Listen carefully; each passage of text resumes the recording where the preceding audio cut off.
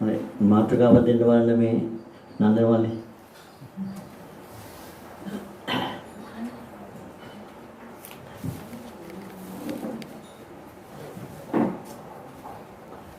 කුමාරලා ඔයගොල්ලෝ ඒකට මාතෘකාව දෙන්න බලන්න.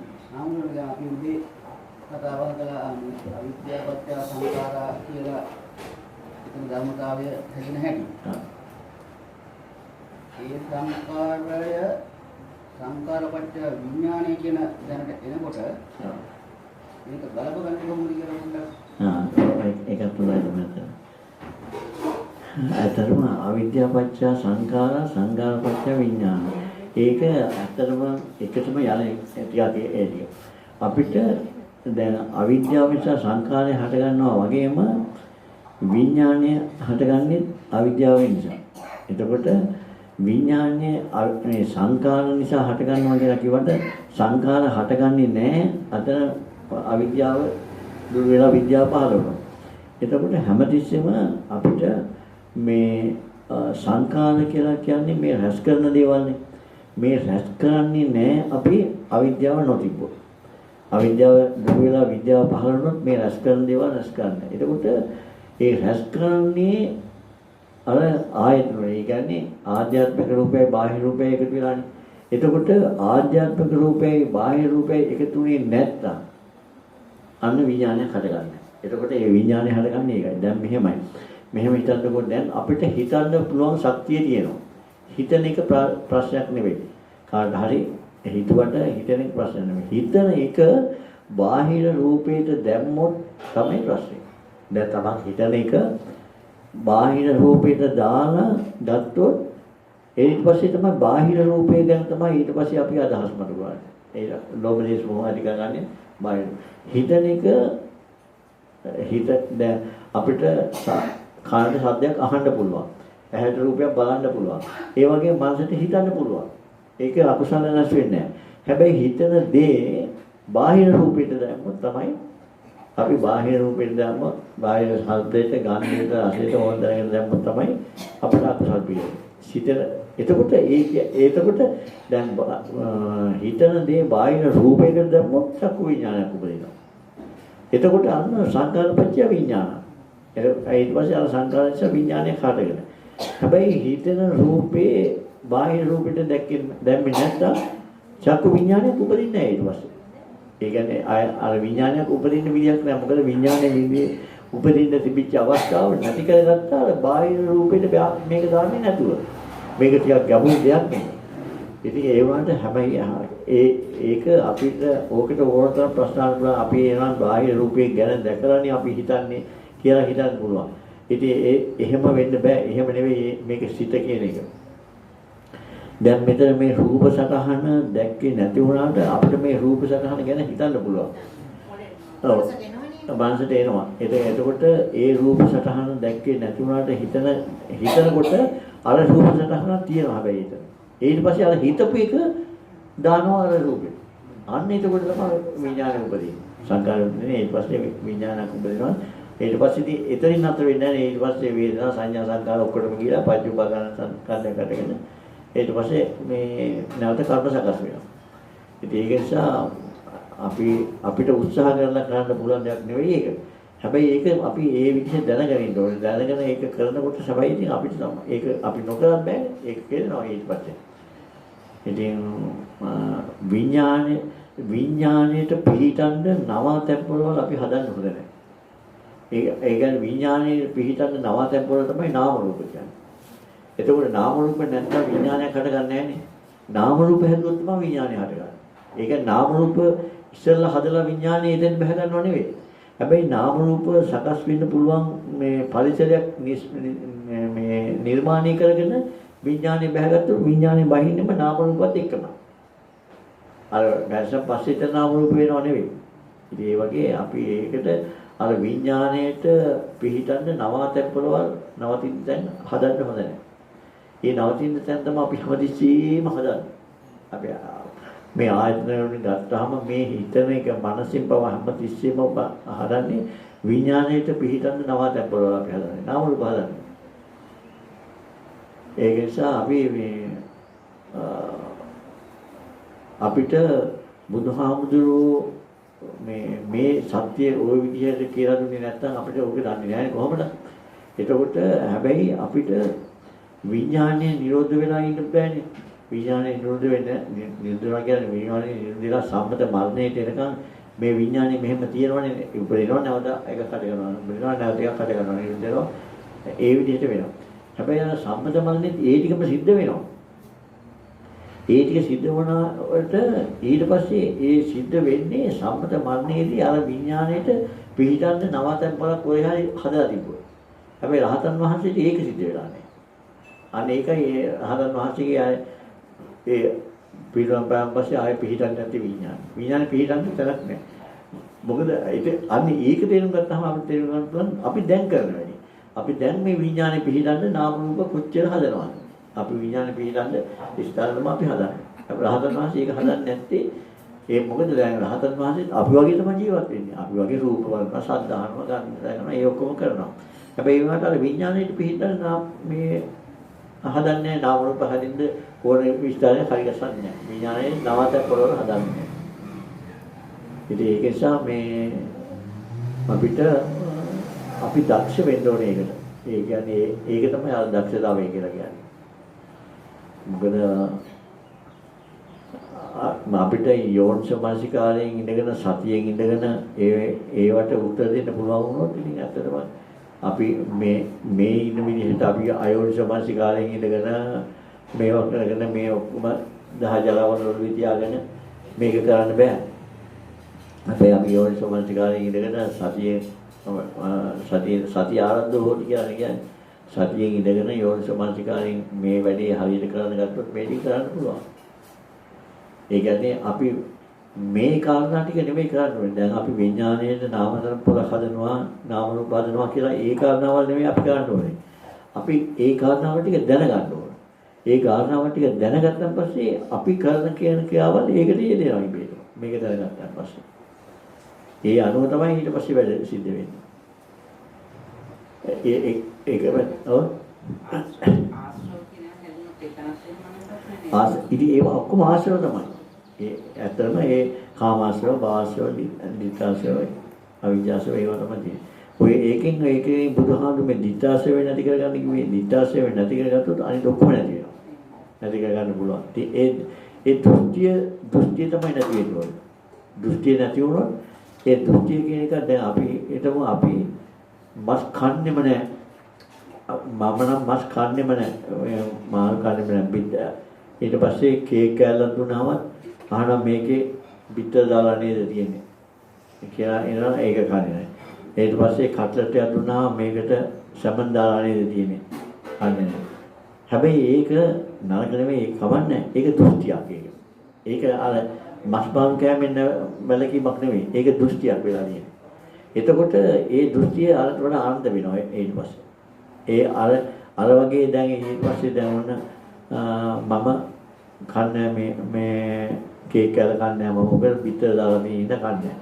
දැන් එතකොට මොකක් හරි බර්ත්ඩේ එකකට හරි පිය උත්සවයක් සමානව ගිහින්. දැන් එතකොට මෙයා කේක් කෑවේ නැහැ. කේක් විතරයි තියෙන්නේ. වෙන මොකක් නැහැ. ඉතින් මේක කේක් ආපු නැතුනහම මේ ගැන ද්වේෂ, ලෝභ, සිත් අනිත්‍යයට පහළ වෙන්නේ නැහැ. ඒ අනිත්‍යයට පහළ වුණාන් පස්සේ මෙයාට ඒව බලපාන්නේ නැහැ. ඊට පස්සේ ඒගොල්ලෝ ඒව බලපාලා ඒව ක්‍රියා කරනවා ඊට පස්සේ. අයියෝ මොකක්ද අනේ ඔයාලට අද බඩගින්නේ නේද මොකක් හරි කියලා ඊට පස්සේ මෙයාත් ඒකට මොනවා හරි දේවල් කියනවා. කියන දේවල් එතකොට ඔබ සුබ වෙන්න පුළුවන් අසුබ වෙන්න පුළුවන්. හොඳ වෙන්න පුළුවන් නරක වෙන්න පුළුවන්. කුසල වෙන්න පුළුවන් අකුසල වෙන්න පුළුවන්. ඉතින් ඒ වගේ එතකොට අන්න ඒක මොකේද ඒක වැරද්ද? අර දෘෂ්ටිය වැරද්ද. ඒ අන්තයකට ඒක දෘෂ්ටිය වැරද්ද. ඒක තමයි බුදුහාමුදුරුවෝ දෘෂ්ටිගත වෙන්න එපා අන්තගත වෙන්න එපා කියලා කිව්වේ. කොයිද? නෑ නොගයින් එක කියන දෘෂ්ටියක් ඒක දෘෂ්ටියක් නෙවෙයි. ඒක හොඳයි. ඒක පිනක්. තමන්ට හොඳ නම් ඒක හොඳයි. හැබැයි ඒක දෘෂ්ටියක් වෙන්නේ එහෙම නෙවෙයි. දෘෂ්ටියක් වෙනවා කියන්නේ දැන් මම කිව්වේ ඒ දෘෂ්ටියක් වෙන කතාවද. ඒ කියන්නේ අන්තිකට යන්න එපායි. දැන් අපි හිතමු දැන් මම ඔබලා කන්න කියලා නෙවෙයි. දැන් අපි හිතමු ගෙදරකට ගියා. එයා මාළු විතරයි උයලා තිබ්බේ. ඉතින් එතකොට එයා දීපහම බත් නිකන් කෑවොත් මොකද වෙන්නේ? අරක හිතලා තමයි ඉතින් එතකොට අපිට අර ඉතින් ඒක කෑවයි කියලා ඉතින් ඒක වරදක් වෙන්නේ නැහැ ඒක. ඒක මම කියන විදිය නෙවෙයි. ඔක ඉතින් තමන් ඒක තේරුම් ගන්න ඕනේ. මොකද ඒ වෙලාවට තියෙන වාතාවරණය මොකද්ද, හිතන විදිය මොකද්ද, කරන විදිය මොකද්ද කියලා මම දන්නේ නැහැ. ඒකට මම නෙවෙයි සාමාන්‍ය පොදුවේ මෙන්න මෙහෙමයි කියන එක. ඒක ඉතින් තමන් ඒක තමයි ප්‍රඥාවක් කියලා තියෙන්නේ. නුවණ කියලා තියෙන්නේ. ඔයගොල්ලෝ බුද්ධ උත්පාද කාලයක සගවා කියන දේ සගවා කියන අර්ථය තේරුම් ගන්න පුළුවන් මොනක් ඔයගොල්ලන්ට පහළ වෙලා තියෙන්නේ ඒකේ තමයි. ඒකෙන් ප්‍රයෝජන ගන්න ඕනේ. බුදුහාමුදුරු කිව්වේ ඒකනේ. එහෙම කියන කරන් තමයි මේ නිවන් දකින්න පුළුවන්. දැන් බුදුහාමුදුරන්ගේ දේවල් ඔක්කොම එලිපිට දාලා හායි ගාලා ඇරලා කියලා නැහැ.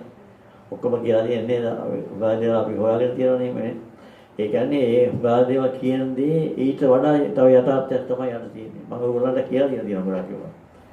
ඉතින් එතකොට එහෙම දේවල් අපි තේරුම් ගන්න ඕනේ. ඒවා ධර්ම කියලා තියෙන දේවල් නෙවෙයි. මම ওই බණ කියන ගොඩාක් ඒවා කරුණු කවදාවත් පොත්පත්වල තියෙනවත් නෙවෙයි කියලා ඔයගොල්ලෝම කියන්නේ. ඉතින් ඒක ඒ පොත්පත්වල තියෙන දේ නෙවෙයි ඒවා. ඒවා අපිට මේ ධර්මයේ අනුව යනකොට ධර්මය අවබෝධ කරගන්න ඒ කියන්නේ ධර්මානුකූලව ඒ දේවල් අපිට වැඩ කරනකොට ඒකට අවශ්‍ය දේවල් අපිට සිද්ධ වෙනවා. ඒ කියන්නේ ඒක මට විශේෂයක් නෙවෙයි. මම කියන්නේ අපි හැමෝටම. අනේ ඉතින් මම අර උපමාවක් කියන්නේ තාත්තා ළමෙක්ගේ අතින් අල්ලගෙන යනවා කියන කතාවක්. අනේ ඒ වගේ දැන් අන්තිමේදී තාත්තා ළමයාගේ අතින් අල්ල ගන්නවානේ. මොකද ළමයා වැටෙයි කියලා. මොකද තාත්තා පිටිපස්සේම එන්න උත්සාහ කරන නිසා. නැත්තම් තාත්තා අතින් අල්ල ගන්න නැහැ. ඔබ බලයන් කියලා නිකන් ඉනවා. අරයා උත්සාහ කරනවා එන්න ඕනම කියලා. ඒ හින්දා තාත්තා පස්සේ අතින් අල්ල ගන්නවා. ඒ වගේ තමයි ධර්මය. ධර්මයේ පස්සේ අපි යනතම් අපි මේක උත්සාහ කරනවා. මේ වෙලාවට මොකද්ද කරන්නේ? මේක මොකද්ද කරන්නේ කියලා උත්සාහ කරලා ඒක පිටිපස්සේ යන්න උත්සාහ කරනවා නම් ධර්මයේ ඊට පස්සේ අපි අතින් අල්ල ගන්න ධර්මයට අනුකම්ප හිතෙනවා. මෙයා මෙච්චර උත්සාහ කරනවා නේද? ඒත් මෙයාට බැරි වෙනව නේද කියලා. එයා එතකොට ඊට පස්සේ ධර්මයේ විසින් හොරන් දාන්න කිව්වේ. ඒකයි.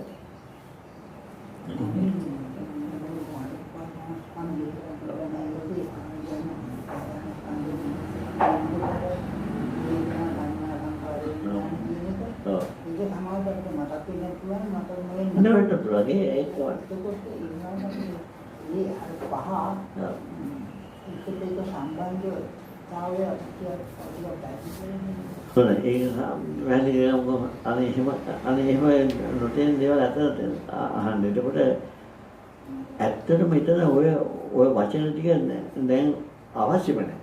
ඒක ඕනෙම නැහැ ඒ වචන ටික. ඒ කියන්නේ දැන් ඔය ටික වචන ටික දැනගෙන නෙවෙයි සෝතාපන්නුනේ මේ ඔය බුදුහාමුදුරේ කාලේ බණහන ඔය වචන ටික තියෙන කරලා ඉඳලා නෙවෙයි. දැන් බුදුහාමුදුරෝ දම්සක් පැතුම් සූත්‍රයේ දේශනා කළා. ඒකේ කොතනකවත් සඳහන් වෙලා නැහැ මේ හේතු නිසා හට ගන්න ඵලයේ හේතු නැති වෙනවා කියලා. ඒක කොතනවත් සඳහන් වෙලා නැහැ. ඒ වාට ඒක කියලා ඉවරනකොට මේ කොණ්ඩඤ්ඤ හාමුදුරුවන්ට අවබෝධ වුණා යංකින්ච සම්දේ ධම්ම සම්බන්ධ නිරෝධ ධම්මං කියලා. ඒ කියන්නේ අර ටික කියනකොට. එතකොට ඒම අවබෝධ වුණේ අර ටික හොඳට අර ටික දැනගත්තාන් පස්සේ. ඉතින් ඒ වගේ අපි හැමතිස්සෙම අපිට මොකක් හරි මේ අවබෝධ වෙන්න යමක් මේ ධර්මයේ තුලින් මේ ඉඳගෙන ඒ ආශ්‍රිත දේවල් ඒවත් කරගෙන යනකොට අපිට අවබෝධ වෙන්න ඕන දේ මේකයි කියලා දැනගන්න ඕනේ නැහැ. අපිට අවබෝධ වෙන්න ඕන දේවල් තමයි අපිට අවබෝධ වෙන්නේ. ඒ කියන්නේ අපිට එතකොට අර මේ ඒකට වචනයක් කියනවා අයාලේ යන ගතිය තියෙන අපිට. අපි හැමදෙස්සෙම අයාල යන්නේ නේ. ඒ කියන්නේ අපි යන්න ඕන ගමන් නෙවෙයි යන්නේ. අපි යන්නේ ඉතින් ඒක නිසා ඒ ගතිය නැති වෙනවා එතකොට. අයිත් එක ඇත්තටම ධර්මානුකූල ජීවිතයක් ගත කරනවා කියන්නේ ඒක තමයි ඇත්තටම අපිට මේ බුදුහාමුදුරේ දේශනා කරා. ඒ කියන්නේ බුදුහාමුදුරේ එකපාරට මේ ඔක්කොම දුක නැති කරගන්න නිවන් දකින්න කියන එක නෙවෙයි බුදුහාමුදුරේ ඒ ටික විතර නෙවෙයි කිව්වේ. බුදුහාමුදුරේ කිව්වේ මේ ලෝකයේ ඇත්තටම විශේෂයෙන් පෘථග්‍ය මේ ගිහි අයට මේ ලෝකේ ඉන්නකම් සතුටින් ඉඳලා මරණක්ම සතුටින් ඉන්න. මරණම සතුටින් ඉන්නවා කියන්නේ නිවන් දකින්න කියන එක. ඒ කියන්නේ මේ ධර්ම අවබෝධයෙන් කුසලතාපන් වෙලා හරින් පක්කරි වෙලා ඒ ආරක්ෂක තැනකට යන්න. ඒක ඉන්න කාලෙම හොඳට ජීවත් වෙනවා. ඒ කියන්නේ අනුන්ට හිරියාවක් ආදරයක් වෙන්නේ නැතුව අනුන්ගේ හොඳ ප්‍රශංසාවල් ලැබගෙන අනුන්ට හොඳ ජීවත් වෙලා මැරෙන විදිහට තමයි ධර්මයේ තියෙන්නේ. එතකොට ඒක අනුව සිද්ධ වෙන්න ගියාම අපිට කොතනකවත් දුක් වෙන්න දෙයක් නැහැ. දුකෙන් මිදෙන්න ඕනේ. එතකොට ඉතින් ඇත්තටම අපි කොච්චර පින් කරලා තියෙනවද? මේ වගේ දේවල් ලබන්න අපි කොච්චර පින් කරලා තියෙනවද?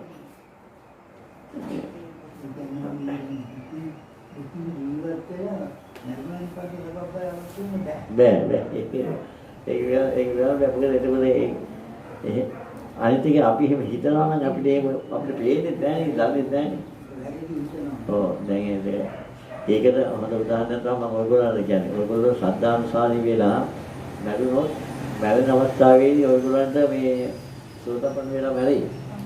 හැබැයි ඒවා අපි කවුරුත් දන්නේ නැහැ. ඉන්නේ අය දුක් වෙයි අනේ තාත කොහොමද දන්නේ තාත මැරුණේ කියලා හිතන්නේ. ඒකම වෙනවා. ඉතින් ඒ හින්දා තමුන් දන්නේ නැහැ. තමුන් තේ වෙනකම් මැරෙන අවස්ථාව වෙනකම් තමුන් දන්නේ නැහැ සෝතපන්න වෙලා මැරෙයි. ඉතින් ඒක නිසා ඉන්නකම් එතකොට අපි ඉන්නේ කුතුහලයක සැකසංගාවේ ඉන්නේ දුකේ ඉන්නේ. ඒක එහෙම නැතුව අර උනන් පස්සේ ඉන්න අය දන්නවා ආතර මැරෙන ප්‍රශ්නයක් නෑ කියලා. ඒ නිසා අපි ඉන්නකොට මේක කරගෙන මැරෙන්න ඕනේ. නිවන් දකින්න ඕනේ ඉන්නකොට. මැරෙන්න පස්සේ.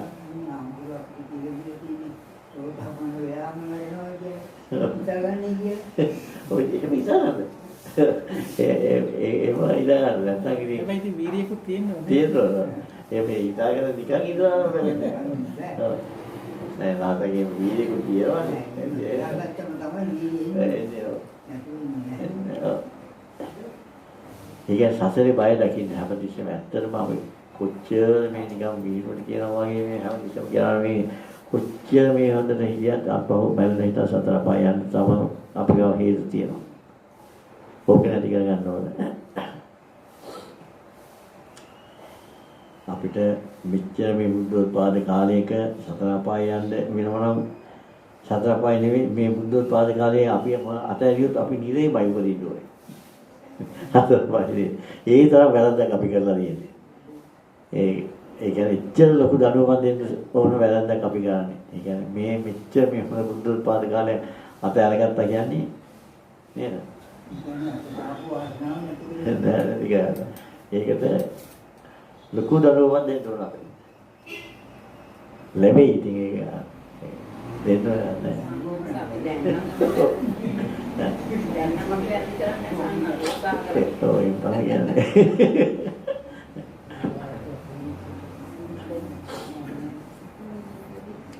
අපි පටිච්චසමුප්පාදය මෙහෙම දකින්න ඕනේ. හැමතිස්සෙම අපි පටිච්චසමුප්පාදය දකින්න ඕනේ හේතුඵල වාදයක් විදිහට. ඒ කියන්නේ ඇත්තටම මොනම දෙයක් වුණා ඒ කියන්නේ දැන් අපි මේ ධර්මයේ සඳහන් වෙන දේවල් නෙවෙයි අපි කරන ක්‍රියාවල් අපි ඉදිරියට අපි කරන දේවල් වලින් උනත් හැමතිස්සෙම අර හේතුඵල වාදයක් දකින්න ඕනේ. ඒ කියන්නේ හේතුවක් නිසා හටගන්න දේ හේතුව නැති වෙනකොට නැති වෙනවා කියන එක අපි ලාමක විදිහට අර්ථය මේගොල්ලෝ එදා රගල මොකද්ද රේජිකේ සාධනා කරන්ට් එක තමයි හේතුව කියන්නේ.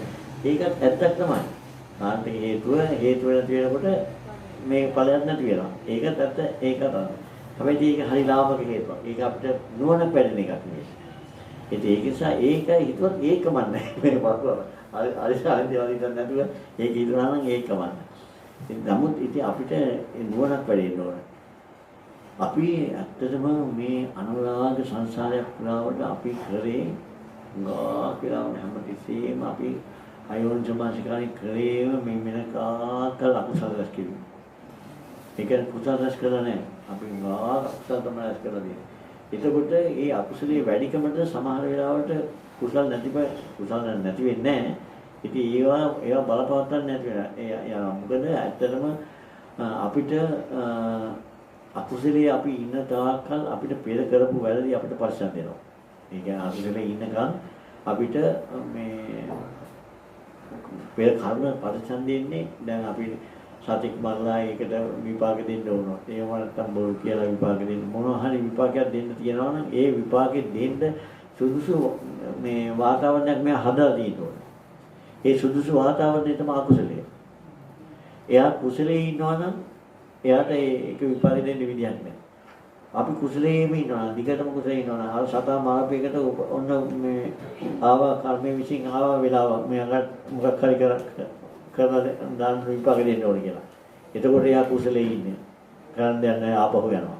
ආයෙ එනවා. ඉදාට මෙයා කුසලයේ ඉන්නේ. ආයෙ යනවා.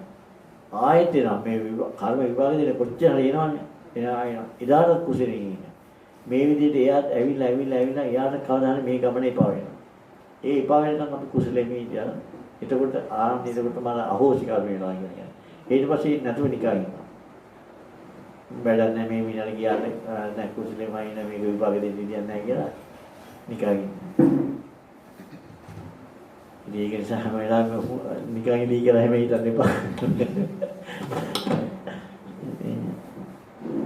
ඒ කර්මයේ හැටි එහෙම තමයි. කර්මය වෙනම දෙයක් මේ අපි අවබෝධ කරගන්න ධර්ම වෙනම එකක්. ඒකට කිසි සම්බන්ධයක් නැහැ කර්මය. ඒක නිසා නැත්නම් බුදුහාමුදුරුවෝ මෙච්චර දේවල් කරපු බුදුහාමුදුරුවෝ දැයි ඉන්නේ මේ කර්ම ප්‍රශ්න දෙන්නේ. ඒක ඉති වෙනම එකක්. නේද?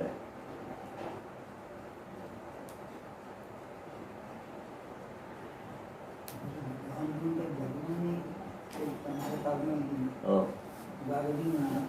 ඒක බුදුහාමුදුරුවෝ දුන්නේ නෙවෙයි. මේ බුදුහාමුදුරුවෝ කරන බැඳිවල අපි ආයෙ නම් කරන්න හදනවා.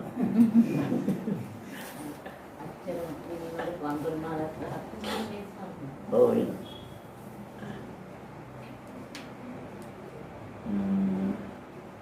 මොකද මම කතා කරන්නේ?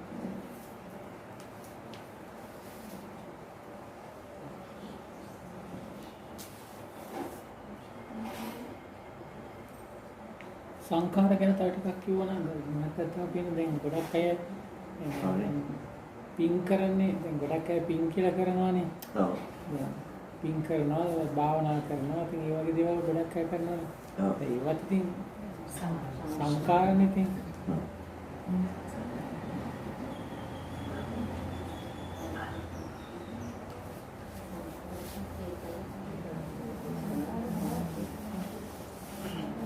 ඒක හොඳ දෙයක් වන්දනාවේ. එතකොට අපි සංකාර පුණ්‍ය අපි සංකාර අපුණ්‍ය අපි සංකාර ආර්ය අපි සංකාර කියලා තියෙනවානේ.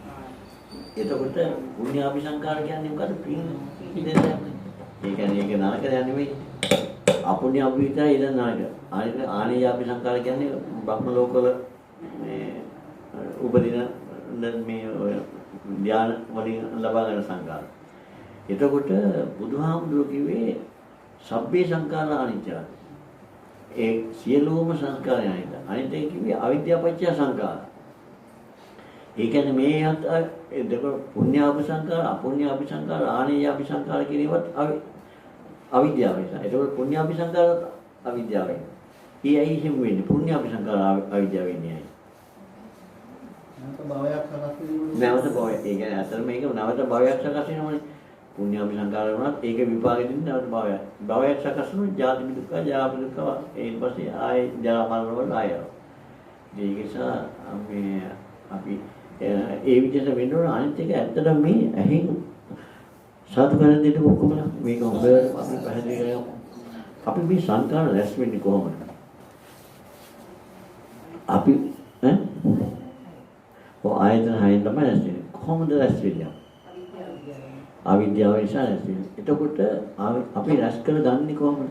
ඒ කියන්නේ මෙහෙම කියන්නේ අපි අවිද්‍යාව හින්දා රැස් කරගන්නවා කියලා කියන්නේ අපිට රූපයක් බලලා ලස්සනයි කියලා ගත්තොත් අපිට රැස් වෙනවා.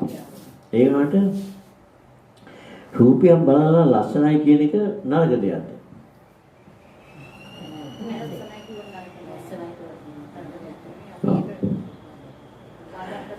එතකොට ලස්සනයි කියන එක නිසා කර්ම රැස් වෙනවනේ. හරිද? ලස්සනයි කියන කර්ම රැස් වෙනවා. ලස්සනයි කියන කර්ම රැස් වෙනවා. නෑ ලෝභය ඇති කරලා තමයි ලස්සනයි කියන්නේ. ලස්සනයි කියොත් කර්ම රැස් වෙනවා.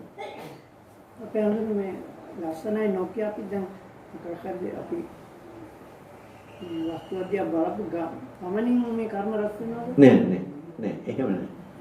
එහෙම වෙන්නේ නෑ. පංචසික ඇවිල්ලා යාගේ වාදනය කරනකොට යාගේ හොඳයි. ඔව් කියන්නේ බුදුහාමුදුරුවෝ ඒ ගීතය අහනවා. ඔව් අහනවා. ඒක ගලපලා මේක ලස්සනයි කියලා කියනවා නේද? ඒ කියන්නේ ඔයාගේ නැටුමයි ගයුමයි ඔක්කොම මේක සමානව කියලා හොඳයි කියලා කියනවා. බුදුහාමුදුරුවෝ එතනදී කියන්නේ ඔව්. එතකොට ඇයි බුදුහාමුදුරන් එහෙනම් කර්ම රැස් වෙන්නේ නැති නේ? ඒක තමයි ඒක හොඳ කතාව. ඇයි ඇත්තට එහෙම වෙන්නේ නැති ඇයි ඒ කියන්නේ දැන් ඇත්තටම දැන් මේ අපි වගේම තමයි බුදුහාමුදුරුවෝ. අපි මේ ඇවිල්ලා ඔයාගේ නැටුමයි ගැයුමයි දෙක හරි ලස්සනයි කියලා කිව්වා. අපි කොහෙද යන්නේ? අපි අපිට යනවා. ඒ කියන්නේ අපි යනවා. ඒ කියන්නේ මේ දැන් බුදුහාමුදුරුවෝ මේ විදිහටම කිව්වා. බුදුහාමුදුරුවෝ ඒ ටිකම කිව්වේ පංචශීක ඇවිල්ලා එයාගේ අර මේ කවුරු යාළු කරගන්න බැරි වුණාට දුක කියන්න මෙහාට ආවා. බලන්න ඉතින් පංචශීක එයාගේ ලොක්ක කවුද? සක්‍රය. ඉතින් එයාගේ සක්‍රය කරන්න බෑ මේක. ඒ ආවේ බුදුහාමුදුරුවෝ ගාවලා ආවිලා ඉතින් මේ දුක කිව්වා මෙන්න මෙහෙමයි කියලා. ඒ දුක කීව විදිහ තමයි මාත් කිව්වේ. ඒ දුක කිව්වේ වීණාව ගායන ගීතයකින් තමයි කිව්වේ. බොහොම අසන නැටුමකුත් නටලා ඒ විදිහ තමයි කිව්වේ. ඉතින් ඒකකොට ඒක බොහොම හොඳට බුදුහාමුදුරුවෝ අහගෙන බලාගෙන හිටියා. එඳා කිව්වා ඔබේ ගායනේ, වාදනයේ, නර්තනයේ බොහොම හොඳට ලස්සනට යනවා කියලා කිව්වා. ඉතින් ඒකකොට බුදුහාමුදුරුවෝ රස විඳින්නේ නැද්ද? රස විඳින්නේ. ඉතින් බුදුහාමුදුරුවෝ අපාය යනවා. ඒක තමයි ඉතින් ඒ වල දැන් මේ ආය රස විඳින්නේ ආය කර්ම රැස් කෙරුවානේ.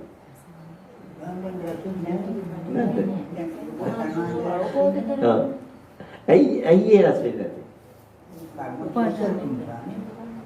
කර්ම ක්ෂය කරමින් ඉඳගෙන අපිට තියෙන කර්ම ක්ෂය කරන්න බැරි. කර්මය කියන්නේ අපි හැමදෙස්සම ඇති වෙන දෙයක් ක්ෂය කරන්නේ. ඔව්. නෑ කර්ම ක්ෂය වෙනවා. විලා යනවා. ඒ කර්ම ක්ෂය දැන් එතකොට ඕක ඔය නිකන් කතාවට කියන එකනේ අපි කර්ම ක්ෂය කරලා කියන්නේ. එතකොට ඒ කර්ම ක්ෂය කරපු නිසා තමයි ඇත්තටම ඒ නැවත මේ කර්ම රැස් වෙන්නේ නැත්තේ. ඒ කියන්නේ මොකක්ද මේ කර්ම ක්ෂය කරා කියන්නේ මොකක්ද අපිට තේරෙන්නේ නැහැ නේ ඒක එහෙම කිව්වද?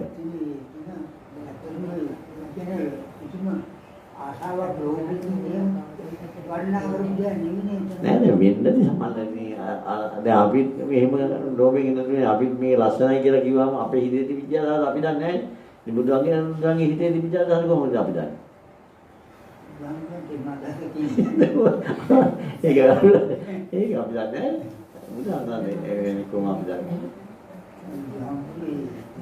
ඒක අදහසෙන් නැති එක තමයි වෙන්නේ නැහැ තමයි. ඉතින් ඒ වගේ අපි දන්නේ නැහැ නේද? අපිට පේන්නේ නැහැ නේ. අපි කරන දේ මොනේ කරන්නේ?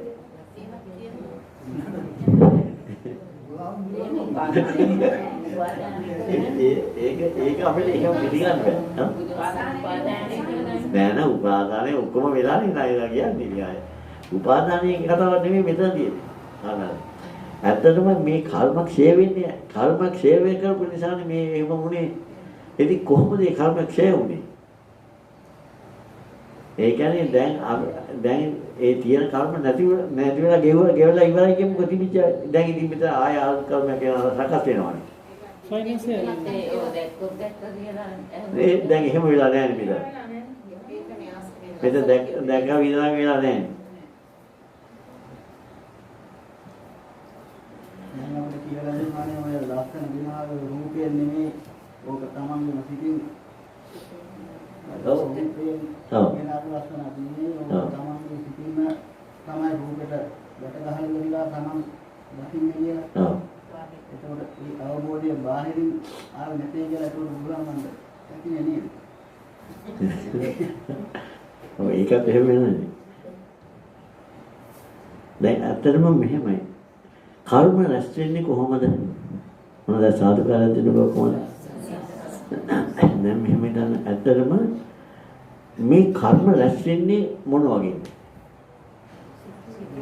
දැන් හොඳට මේක තේරුම් ගන්නකො හොඳ ප්‍රශ්නයක් මේක. කර්ම රැස් වෙන්නේ හිතෙන්නේ අපි රැස් කරන්නේ. කර්ම රැස් කරන්නේ අපි අහන දේවල්, බලන දේවල් දැන් මේ මෙවන් ආයතන වලින් කර්ම රැස් වෙන්නේ. එතකොට අපි මේ වීදුරුවට ලස්සනයි කියලා අපි කර්ම රැස් කරනවා. කොහොමද රැස් කරන්නේ? මේ වීදුරුව මට පේන හින්දා, වීදුරුව මෙතන තියෙන හින්දා වීදුරුවට මම ආශ කරනවා. තේරුණාද? ඒ කියන්නේ මොකද? වීදුරුව මෙතන තියෙන හින්දා, තියෙන වීදුරුව මට පේන හින්දා. මට මේ තියෙන වීදුරුව මේ විදිහට පේනවා මට. ඒක බොරුවක් නෙමෙයිනේ. මේක මට පේනවා. ඒ හින්දා මම මේකට ආසයි. දැන් බුදුහා මේ වීදුරුව පේන විදිහ කොහොමද? දැන් ඇත්තටම මේ වීදුරුව පේන විදිහ කොහොමද? ඔව් ඒකත් එහෙම නෑ. එහෙම නෙමෙයි අපි කියමු වීදුරුව සතර මහා ධාතු වීදුරුව කියමු. සතර මහා ධාතු වීදුරුව පේන්නේ කොහොමද අපිට? එතකොට පංච උපාදානස්කන්ධයක් හටගෙන තමයි මේක පේන්නේ. දැන් කාරණා තුන අපි අයින් කරමු. ඒ පංච උපාදානස්කන්ධයක් කියනවා තමයි මේක. ඒක ස්ථිර දුවලන්නේ. ඒක දැන් හැමෝම දන්නවා ඒක තමයි. ඒ කියන්නේ පංච උපාදානස්කන්ධයක් හටගෙන තමයි මේක වෙන්නේ. එතකොට මේ අපි හිතමු මෙහෙම හිතන්න ඕගොල්ලෝ. මේක එක පංච උපාදානස්කන්ධයයි හටගත්තේ.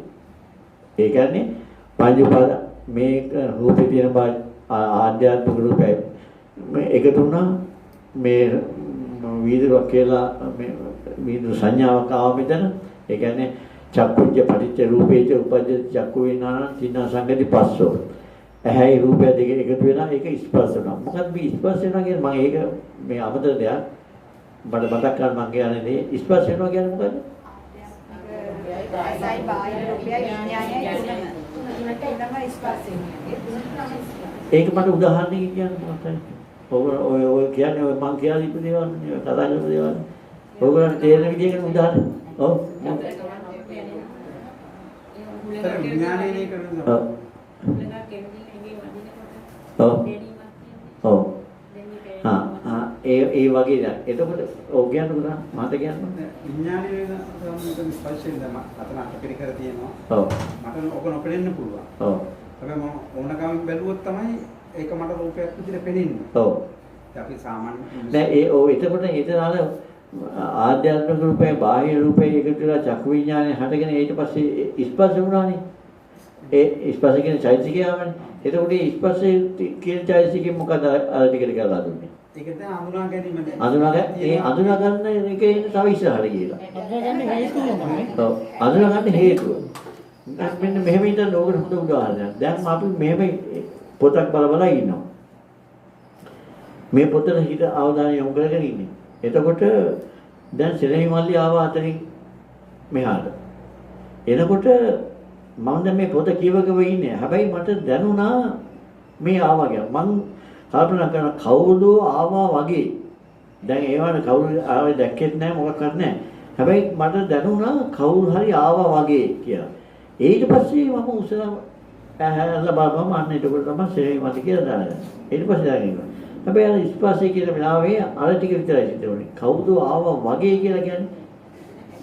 එතකොට දැන් මම මේකෙන් ඔයගොල්ලන්ට මම විස්තර කරන්න නැහැ. ඔයගොල්ලෝ තේරුම් ගන්න ඊටු ටික අනිත් ඒවාට ඔය විදිය ඔන්න ඕක උදාහරණයක් ගත්තාම තේරුම් ගන්න හැකි මොකද්ද ස්පර්ශය කියන කෘත්‍යය කියලා. ඔව් දැනගන්නවා ඒක දැනගන්නවවත් නෙවෙයි. දැනගන්නවා කියලා කිව්වොත් එතන තව උපාදාන ස්කන්ධය යනවා. ඔය එතකොට මේ දැනෙනවා කිව්වොත් මේ දැනෙනවා කියන එක ගන්නත් බෑ. දැනෙනවා කිව්වොත් වේදනා ස්කන්ධය යනවා. චක්කු විඥානයක් සම්බන්ධ නැහැ නේද? දැක්කේ මොකුත් නැහනේ. ඒ කියන්නේ ඔව්. නෑ චක්කු විඥානේ ඉපදිලා තමයි යන හැඩයයි වර්ණයයි අඳුරගන්නේ. ඒ නිකන් හේවනක් දකින්න කලින් ආගුල් දස්පයි බලන ඉඳද්දිනේ අවුරුදු ආවගේ කියලා දැවුනේ. ඒකට චක්කු විඥානයක් සම්බන්ධ නැහැනේ. නෑ මම ඒ පොත බලන ගන්න කියන මම මෙතෙන්ද සම්බන්ධ කියන්නේ මම ඒ කිව්වේ මේ ස්පර්ශයේ කියන කෘත්‍ය තේරුම් ගන්න මම ඒ කිව්වේ. ඒ කියන්නේ දැන් මට ඒ විදිහ වෙලාවට උපදිනවා කියන එක නෙවෙයි. මම කිව්වේ දැන් මේ මට පොත බලාගෙන ඉන්නකොට කවුරු හරි ආවා වගේ දැනුණා කියනවා. කවුරු හරි ආවා වගේ කියලා මට හිතුනේ හරි ඒ කියන්නේ දැන් එතන අර චක්කු විඥානයේ රූප වෙන කියලා ඒව පහු වෙලා ආපු තරක් මම කියන්නේ. ඒ කියන්නේ එතකොට අර විදිහට සිද්ධ වෙන එක. ඒ කියන්නේ දැන් මට ඒ වෙලාවට මට චක්කු විඥානේ ඉස්සෙල්ලා පහළ වෙලා කියලා නෙමෙයි මම කියන්නේ දැන් මට පොත බලගෙන මට දැනෙච්ච විදිය තියෙනවනේ. මට කවුරු හරි ආවා වගේ කියලා දැනුණානේ මට. අන්න එතකොට දැන් අතන දැන් චක්කු විඥානයයි ආධ්‍යාත්මික රූපයයි බාහිර රූපයයි එකතු වෙලා අපි හරියට අඳුනගත්තානේ.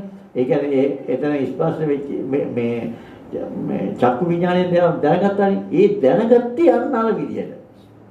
ඒ කියන්නේ ඒතර හැඩයයි වර්ණයයි අපි දැනගත්තා කියලා කියන්නේ. ඒ හැඩයයි වර්ණයයි දැනගත්තේ අන්න අර විදියට ආවා වගේ කියලා.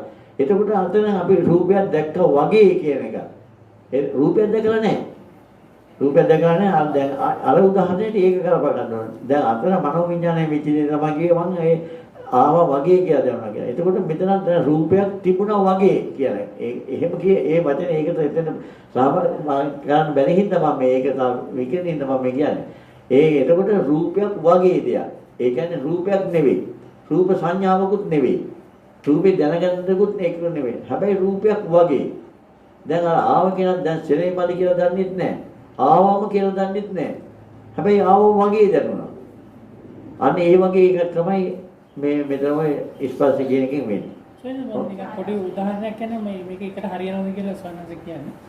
දැන් හිතන්න සවනස දැන් මම විභාගයක් කළා. ඔව්. දැන් මම හිතන් ඉන්නවා මේක පාස් කියලා. හැබැයි ෆේල්. ඔව්. මම තාම දන්නේ නැහැ. ඔව්. දැන් මම වගේ අදහස තියෙන මම විභාග කළා මම පාස් කියලා හිතාගෙන. ඔව්. හැබැයි විභාගෙ ෆේල්. ඔව්. එතකොට දැන් කවුරු හරි ගෙදර කෙනෙක් රිසර්ච් දැකලා මට කියනවා ඔයා විභාගෙ ෆේල් කියලා. ඔව්. දැන් එතකොට දැන් අර එතකොට මගේ හිතේ වේදනාවක් ඇති වෙනවනේ. දැන් ඒ ඇති වෙන්නේ අර දැන් අර කීපු වචනෙටනේ. ඔව්. කියන්නේ එතකම් මගේ හිතේ තිබුණේ වෙනස් අර්ථයක්නේ. අර ස්පර්ශය නේද එතන උනේ. ඒ ඇත්තටම ඒක අර වගේ එක තමයි. අර මම ඒ කියපු එකටම සමානයි ඒක. අර ආව වගේ කියන වගේ එතකොට ඒ ආව වගේ කියන දැනෙන විදිය තමයි අද යාර ටික දැනෙන්නේ. එතන කිව්ව ගමන් කියන්නේ එතන ඒ අරමුණ මට ස්පර්ශ වෙනවනේ. ඔව් ඔව්. එතකොට තමයි මගේ හිතේ අර ඇති වෙන වේදනාව ඔව් ඒවා ඊට පස්සේ ඉස්සරහ චෛසික වලට යනවා. ඔව්. මොකද මගේ කියන්නේ ස්පර්ශ. සංකාර කියන්නේ නේ පංචසිකේ කතාව බුදුහාමරන්ට පංචසිකේ කතාව කියන්නේ. එතකොට දැන් ඇත්තටම දැන් තේරෙනවා හරි. දැන් පංචසික ඇවිල්ලා වීණා වාදනය කෙරුවා. දැන් වීණා වාදනය කරනකොට දැන් ඒක මම උදාහරණයක් ගත්තා මේ වීදුරට අපි ලෝභ කරන්නේ කොහොමද? දැන් එතකොට මේ වීදුරක් කියලා දැනගත්තන් පස්සේනේ අපි ලෝභ කරන්නේ. මේ වීදුරක් කියලා දැනගත්තේ කොහොමද? පංච උපාදානස්කන්ධේ හටගන්නේ නේ. එතකොට දැන් මේකට පංච උපාදානස්කන්ධ කීයක් හටගන්න ඇද්ද? සෝයිනස් ඒක ඉස්සෙල්ලා ඇති වෙන්නේ පංච උපාස්කන්ධ නෙමෙයි. ඉස්සෙල්ලා ඇති වෙන්නේ ස්කන්ධ පහක්නේ. ඒ ස්කන්ධ පහ තමයි. ඒ කියන්නේ ඇත්තටම ওই ස්කන්ධ පහ මම ඒ එකින් එක කියන්නේ නැත්තේ මේක එහෙම කියගෙන ගියොත් තව මේක ගැටලු වෙනවා. මම පංච උපාදානස්කන්ධේ විතරක් ඇති කරලා ගන්නේ. දැන් පංච උපාදානස්කන්ධයෙන් දැකලා අඳුර ගන්නවා කියන තරම් ඉඳලා තමයි මේ පටන් ගන්නෙ. එතනින් මෙහා ටික තවම ඒ දැන් ඒක කියලා එපා වෙලා නේද? ඒක කියලා දැන් මම ගන්නේ මෙතනින් එහා ටික ඉඳලා පංච උපාදානස්කන්ධයක් හටගත්ත තැන ඉඳලා ගන්න. එතකොට දැන් මේ ඒක තමයි ඇති මෙතන තේරුම් ගන්න. ඒක. දැන් මේක වීදුරුවක් කියලා හඳුනාගත්තේ වතුර වීදුරුවක් කියලා හඳුනාගත්තේ මොකෙන්ද? පංච උපාදානස්කන්ධයෙන්. දැන් මේ පංච උපාදානස්කන්ධය කොච්චර වෙලාවක් තියෙනවද? එක චිත්තක්ෂරයක්. ඊට පස්සේ මොකද වෙන්නේ? නිරුද්ධ වෙනවා. එතකොට දැන් මේක නිරුද්ධ වෙලා ආය එකක් හට ගන්නවානේ. එතකොට දැන් ඉස්සරලා මේ පංච උපාදානස්කන්ධය හටගෙන නිරුද්ධ වුණානේ. දැන් ඒ වෙලාවේ හටගෙන නිරුද්ධ වෙන්න කාලය කීකවද? චිත්තක්ෂණය. ඒ චිත්තක්ෂණයේ පුළුවන් ද ඔයගලන් මේකට ලෝභ කරන්න බෑනේ. දැන් ඔන්න ඒක හටගෙන මොකද වුනේ? නිරුද්ධ වුණා. මොනවද ඉතුරු කරුවේ? මොකුත් නැහැ. ඒක ශේෂයක් වත් නැතුව නිරුද්ධ වුණා. ඊළඟට තව පංච උපාදානස්කන්ධයක් ආවා. එහෙම නෙවෙයිද වෙන්නේ? දැන් ඒක හටගෙන මොකද උනේ? ඒකතර. එතකොට ලෝභ කරන්න පුළුවන් මේකට? බෑ. ඒක නිරුද්ධ වුණා. දැන් ඊට පස්සේ තවත් මේක දිහා මේ වීඩියෝ ඔයගොල්ලෝ අරන් ගියෙත් නැහනේ. එහෙනම් මම තවත් මේක දිහා බලලා ඉන්නවා. එතකොට ආයෙත් මොකද වෙන්නේ? ආයෙත් එකක් හට ගන්නවා. දැන් ඔන්න මේක හොඳට මේ කේන්ද්‍රය අහගන්න. ආයෙත් එකක් හටගත්තා. ආයෙත් එකක් හටගෙන මොකද උනේ? නිරුද්ධ වුණා. මට ලෝභ කරන්න වෙලාවක් තිබ්බද ඒකට? නැහැ. ඊළඟට ආයෙත් එකක් හටගත්තා. අයි දැන් මේක දිහා තවත් බලලා ඉන්නවනේ මම. දොනා වගේ. ඊළඟට ආයෙත් එකක් හටගත්තා. දැන් මේක එක්ක බලන්නද අහක බලන්නේ ඒක කරන්නේ නැහැ. දැන් ආයෙත් ආව මේක දිහා බලන්න. එතකොට මොකද උනේ? ආයෙත් එකක් හටගත්තා. හටගෙන මොකද උනේ? නිරුද්ධ වුණා. ලෝභ ගන්න වෙලාවක් තිබ්බද? නැහැ. ආයෙත් එකක් හටගත්තා. ආයෙත් එකක් හටගෙන ඒ තව මේක දිහා බලන් ඉන්නේ ආයෙත් එකක් හටගත්තා නිරුද්ධ වුණා. ලෝභ ගන්න වෙලාවක් තිබ්බද? නැහැ. එතකොට ආයෙත් එකක් හටගත්තා. දැන් මේක මම ඉවරලා නැහැ කියලා. දැන් මේ ටිකට ඔයිට වැඩි හට ගන්නවා. දැන් මම කියන එක ආයෙත් හටගත්තා. එතකොට නිරුද්ධ වුණානේ. ලෝභ කරන වෙලාවක් තිබ්බද? නැහැ. ඕක මම ඔය කියන කතාව ඇත්තද බොරුද? ඇත්ත කියන්නේ සම්පූර්ණ ඇත්තද? ඇත්ත. හැබැයි අපි මේකට දැන් ලෝභ කරන්නේ නැද්ද? කරන්නේ ඇයි? නෑ නිරුද්ධ වුණා කියලා දන්නේ නැහැ. මම මොකද කරන්නේ? අර ඉස්සරලා පංච උපාදානස්කන්ධයේ එක නම් ඊළඟ එක දෙක කරුවා. ඊළඟ එක තුන, ඊළඟ එක හතර, පහ, හය. ඒ කියන්නේ මොකද? අර ඔක්කොම එකට ගැට ගැහුවා. ඒ ගැට ගහපුවාම මට ලෝභ කරන්න බැරිද? ඒ මොකද? අර ඔක්කොම එකතු වෙලා. එකතු නම් පස්සේ මට මේක ළඟේ ලෝභ කරන්න පුළුවන්. හැබැයි අර එකින් එකට ලෝභ කරන්න බෑනේ. ඒ වගේ තමයි රහතන් වහන්සේ. සයන්ස් සලාමෙන් දැන් අපි තුමු දැන් විදුරු අරන් ගියා යට. ඔව්. හරි දැන් එතකොට එතන අපරාධي අරන් ගියා අරක කියලා. ඔව්. දැන් කියන්නේ පායවික. එතකොට දැන් ඉස්සලා ආධ්‍යාත්මික රූපෝනේ ওই විදුරුවයි ඇසයි. ඔව්. දැන් ආධ්‍යාත්මික රූපෝ වෙන්නේ මනසයි ධම්මයි. එතකොට ඒ තියන්නේ උපාදානනේ නේද? එතන අරකම තමයි සිද්ධ වෙන්නේ. තමයි ඒක සිද්ධ වෙන්නේ. එතකොට ඒක මනසින් වෙනවා මේක චක්කු විඥාණයෙන් වෙනවා. අරක මනෝ විඥාණයෙන් වෙනවා. ඒ කියන්නේ දැන් අපි එතන තණ්හා කරපු හින්දා නේද දැන් ඒක දැන් ඔතින්දී අවස්ථාවේ ඒකට ගැට ගහපු හින්දා නේ මේකට ලෝභ කළේ. ඔව්. හැබැයි මම ඒකට ලෝභ කළා. හැබැයි දැන් මනසිනුත් ඒ අරමුණ එනවා මට අහපෝ. මට මේක මතක් වෙනවා. අපරාධ මට මේ ගෙනිච්චනේ කියලා. ඔව්. මේ එතකොට මනසින් එනවා කියන්නේ දැන් එතින්දිත් අර මේ ඒ අරමුණ මගේ කරගෙන නේද ඉන්නේ එතන. ඔව් ඔව්. ඒ කියන්නේ ඒ අරමුණ ඒ කියන්නේ එතන ලෝභය තනිකර තියනවා කියන එක නේද? එතන ලෝභය ඇති වෙන්නේ මොකද? ඇත්තටම ඇති උනේ අර එකකට නෙවෙයි. දැන් මම අර ඉස්සෙල්ලා මේගොල්ලන්ගේ ඇවි ඔයගොල්ලන්ම උත්තර දුන්නේ දැන් මට ඇති උනාද ලෝභය? නෑ. ඔක්කොම නෑ නේ කිව්වේ. ඉතින් අවසානයේ නෑ නේ. ඉතින් අවසානයේ කොහෙන්ද මට ඇතුළේ තියෙන්නේ?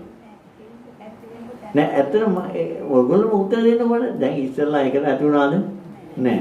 ඊළඟ එකට ඒත් නෑ. ඉතින් ඔක්කොම දිගට පංච උපාදානස්කන්ධ වේද ගිහිලා ඉතින් ඒත් මට ඇති වෙලා නෑ නේද කියන්නේ.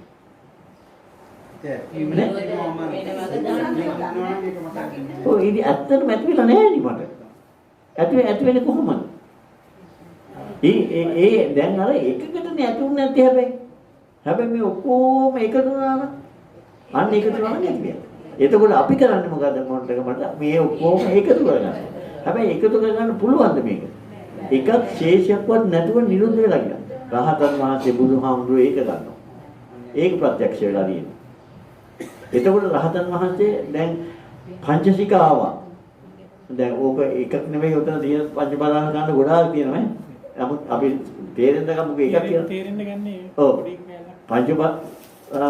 පංචසික ආවා. පංචසික ඇවිල්ලා ආවට කෙලෙස හටගත්තද? නෑ ආවා කියලා දැනුණා. ඊට පස්සේ බුදුහාමුදුරන්ට වචන කියන්න පටන් ගත්තා. ඒ කියන්නේ දුක කියන්න පටන් ගත්තා. දුක කියන්න පටන් ගත්තාම මගේ කියනකොට නෙමෙයි මායන්න කියනකොටවත් ඒක ඉවරයි. මගේ කියනම කියමුකෝ. මගේ දුක කියන එකම කියමු. මගේ දුක කියලාම කියමු. එක පංචේක ප්‍රදාන ඒකකින් නෙවෙයි. ඒක කිව්වා. මගේ දුක කියන එක කිව්වා. කියනකොට කෙලෙස් හටගත්තා මේ ඒ මගේ දුක කියලා කිව්වට කර්ම සකස් වෙනවද? බුදුහාමර කර්ම සකස් වෙනවද? බුදුහාමරනේ කාට හරි සකස් වෙනවද? නෑනේ. ඒ පස්සේ එහෙම නෙවෙයි දැන් මගේ දුක කියලා නෙවෙයි මයන්නේ විතරක් කියනකොට පංච උපාදානස්කන්ධය හටගෙන නිරුද්ධ වෙලා ඉවරයි. මයන්නේ කිව්වට දුක හට ගන්නවද? ඊට පස්සේ ගේ කියනවා. ඒක දුක හට ගන්නවා. ඊට පස්සේ අන්න ඒ විදිහට මේ පංචසික කියන ඔක්කොම නටන විදිය කියන විදිය ඔක්කොම පංච උපාදානස්කන්ධ කෝටි ගණක් වේ. ඔය පංච උපාදානස්කන්ධ හටගෙන නිරුද්ධ වෙනවා කියලා බුදුහාමුදුරුවෝ දන්නවා. අපි දන්නේ නැති වුණානේ. ඉතින් ඒ හින්දා බුදුහාමුදුරුවෝ ඒක ප්‍රත්‍යක්ෂ කරගෙන තියෙන්නේ. ඒ හින්දා බුදුහාමුදුරුවෝ ඒව එකට ගැට ගැහෙන්නේ නැහැ. අපි ඒක එකට ගැට ගන්නවා. බුදුහාමුදුරන්ට හැමතැනම අර 1 2 3 නෙවෙයි 1 ඔක්කොම එකයි. අන්තිමට තියෙන්නේ එකයි. ඒ එකට මුල පටන් ගත්තත් එකයි. ඒකට පංච මේ කෙලෙස් හටගත්ත නැත්නම් අන්තිමට තියෙන්නේ එකයි. ඒ එකට කෙලෙස් හටගන්නේ නැහැ. ඒක තමයි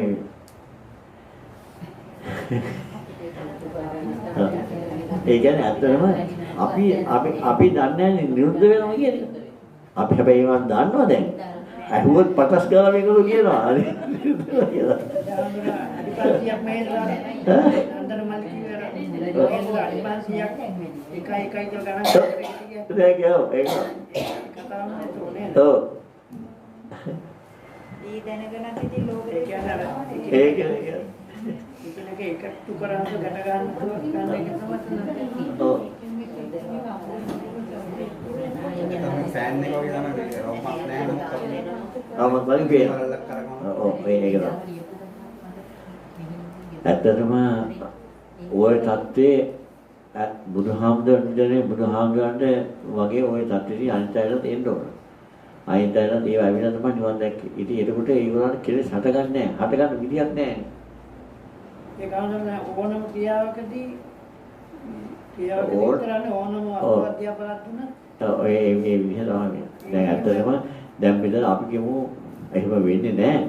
මේ රහත් වෙච්ච කෙනෙක් සත්තු මරන්නේ නැහනේ. ඒ වගේ අපි කියමුකෝ මැරුවා කියලා. ඒ මරනකොට කොහොමද සතම රහත් වෙන කෙනෙක් නතර කරන්න එපා. ඒක හොඳයි. අපි කියමු නිකන් සාමාන්‍ය කෙනෙක් කියමු. සෝතාපන්න සෝතාපන්න වුණා කියන්නේ සෝතාපන්න වෙච්ච කෙනා හැබැයි අච්චර අර්ධුරට ගිහිලා නැහැ. හැබැයි අර කරන දේ තමන් නෙවෙයි කියලා කියන්න දන්නවා. හැබැයි අර පංච උපාදානස්කන්ධ එකයි කියන එක ඒ එකෙන් ඉවරනා කියලා තේරෙලා නැහැ තාම. මේ අපි කියමුකෝ එහෙම තේරුණා කියලා. දැන් ඇත්තටම මේ මරණකොට පංච උපාදානස්කන්ධ කීයක් එකතු වෙලා කරේනවා. ඉතින් ඒ ඔක්කොම එකතු වෙන පස්සේනේ සතා මරලා තියෙන්නේ. එතකොට සතා මරපු කෙනායි මරපයි එකයි අපාය යන්නේමයි ඔක්කොම තියෙනවා. අර ඒවා අත්‍යන්තනවා කියලා අපි කීවට වැඩක් නැහැ. අපි සතෙක් මරලා හිටන්නේ නැහැ මේමයි මේක මොනේ පංච උපාදානස්කන්ධ කියලා කිව්වට වැඩක් නැහැ.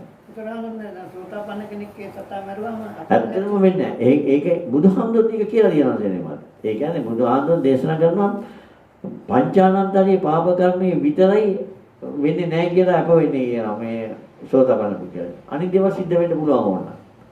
හැබැයි සිද්ධ වුණාට එයා සතර පාය යන්නේ නැහැ. සතර පාය යන්නේ නැති අය එයා දන්නවා ඒ වැරද්ද කරේ එයා නෙවෙයි මේ පංච උපාදානස්කන්ධය කියලා. ඉතින් ඒකට අනුකම්පාව වැරද්දකට එයා සතර පාය යන්නේ ඒකයි කියලා. දැන් ඒක අහගෙන ඉඳලා අපි කවුරු හරි කියනවා සතෙක් මරලා හිටන් මේක මම නෙවෙයි බැරි පංච උපාදානස්කන්ධය කියලා. ඉතින් මේපා ඒක ඉවර අපාය යනවා. ඒක අවබෝධයෙන් තමතුලින් එන්න ඕනේ ඒක. එන්න ඕනේ. ඒක ඇත්තටම සක්කාය දිට්ඨිය දුරු වෙච්ච කෙනා කියන්නේ ඒක ඒ අවබෝධය ඇවිල්ලානේ. ඒ කියන්නේ පංච උපාදානස්කන්ධය මගේ නෙවෙයි කියලා දන්නවා යා. එකයි කියලා ගණන් කරලා ඔව්. ඒකද කරන්නේ. ඒ කියන්නේ ඒකෙත් එකතු වෙන්නේ නැහැ ඒක කොහොමද? ඒක වෙන්නේ තියා ඒක එකතු කරනවත් වැඩකුත් නැහැ. මොකද පංච උපාදානස්කන්ධය මගේ දෙයක් නෙවෙයි කියලා දන්නවනේ. ඇත්තටම තමන්ගේ අතින් ක්‍රියාත්මක වුණාට මේක හොඳ උදාහරණයක් ගන්න. ඇත්තටම මේ අර මේ බුල්ඩෝසර් තියෙන්නේ අර JBCද JCB මොකක්ද ඒකේ ඇත්තටම බලපුවාම අපි කරන්න වගේම තමයි දැන් මට අතන අපේ කුටියට පසු පුරවන්නවනේ ඒ දවි මට හොඳට දැනෙනවා ඒක මෙහෙම හොඳට අරගෙන අකුලගෙන උඩහට ගිහිල්ලා මෙහෙම තියාගෙන මිනිස්සෙක් වගේම. ඉතින් ඇත්තටම මෙහෙම කරන්නේ කවුද?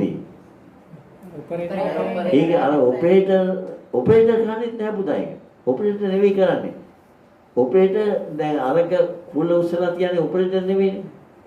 ඔපරේටර් කරන්නේ අර liver එක ක්‍රියාත්මක කරන්නේ. ඊට පස්සේ liver එකෙන් තමයි අර කේබල් එක තියෙන්නේ අතෙන්ට. කේබල් එක හරිය මේ හරිය ඔයිල් මේක හරියන්නේ. එතකොට ඒ වගේ දැන් හිතට මෙයා සතා මරන්න ඕන කියලා හිත නෙමෙයි සතා මරන්නේ. ඒ හිත නෙමෙයි දැන් කයනේ බලන්නේ.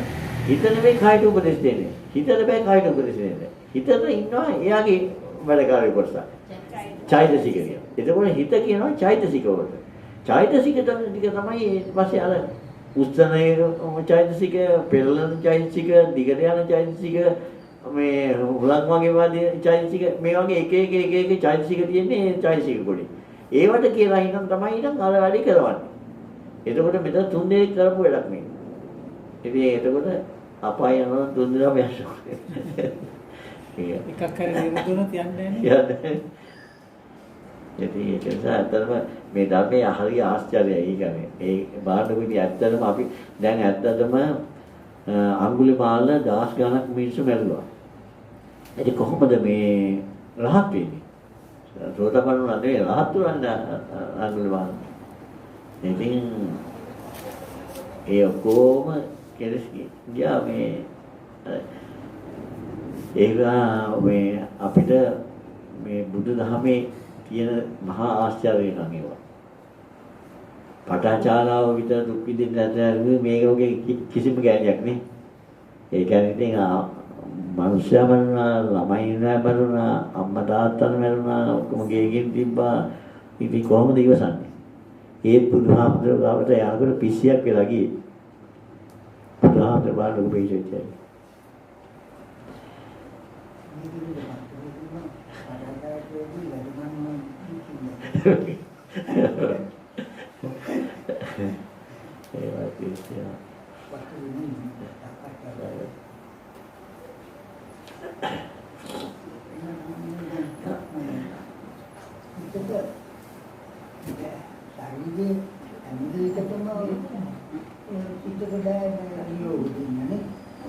ඒකේ මොනවද මේ?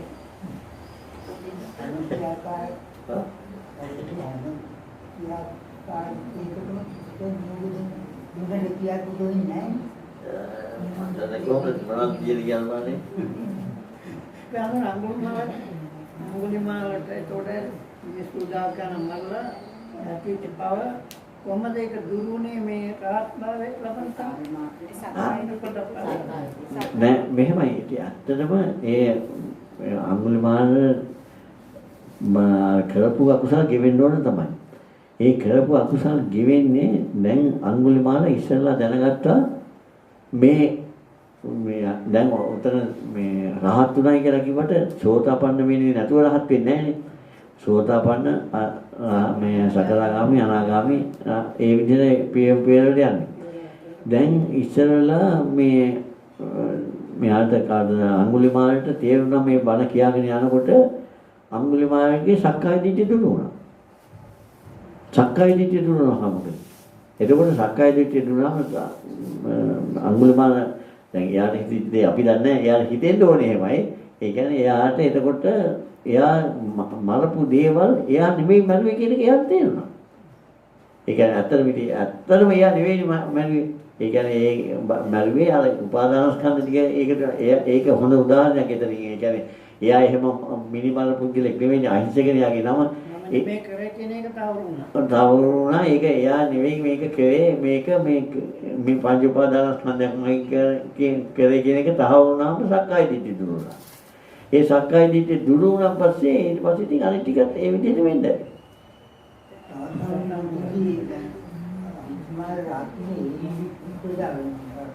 ඒ මානව භාවයෙන්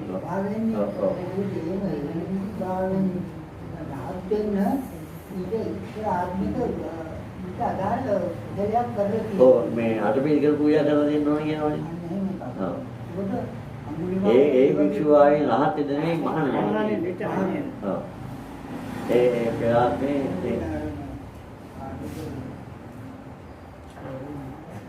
මෙයා මේ දාරු කීයද? දාරු කියන්නේ ඒක කරලා තිබුණේ නැහැ. ඒ හින්දා පුදුලයක් කරලා නැහැ. ඔව්. අන්තේ ආත්ම. ඔව්.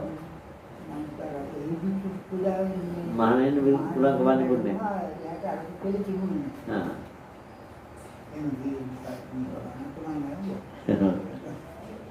අපේ ලංකාවේ ඇවිල්ලා ඔක්කොම වෙයිවි ක්‍රියාවෙන් දාහතේ. ඇයි අත මේ කඳු ගාන පූජා කරලා. ඒකනේ ඉස්සරේ තියෙනවා නේද?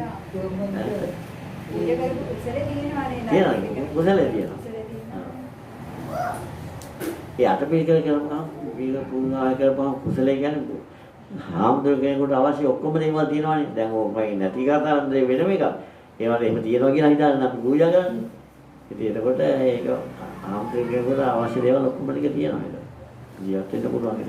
හාමුදුර ජීවිතේ දුන්නා වගේ තමයි.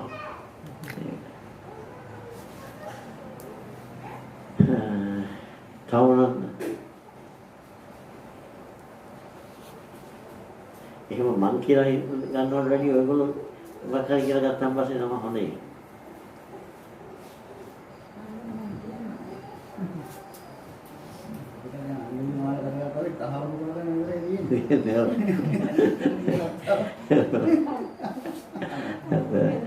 නෑ ඇත්තට මේ අපිට ලොකු හැකවරණයක් තියෙනවා මේ ධර්මයත් එක්ක ඉන්නවා. ඒ කියන්නේ ඇත්තටම අපි හැම මොහොතකම ධර්මයත් එක්ක ඉන්නවා කියලා කියන්නේ අපි කවදාවත් කුසල අකුසල ප්‍රවණය නේද? ධර්මයත් එක්ක අයෝනිසමනසිකාරයෙන් ධර්මයත් එක්ක ඉන්න බෑනේ. ධර්මයත් එක්ක ඉන්නවා නම් යෝනිසමනසිකාරයෙන් ඉන්න ඕන.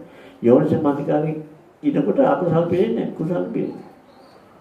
ඉතින් ඒ කොයි පැත්තේ කොච්චර දේවල් අපිට තියෙනවද? බුදුහාමුදුරුවෝ කොච්චර දේවල් කරලා දීලා තියෙනවද අපිට? යාන බුදුහාමුදුරුවෝ ගණන් ගන්නවත් නැහැ.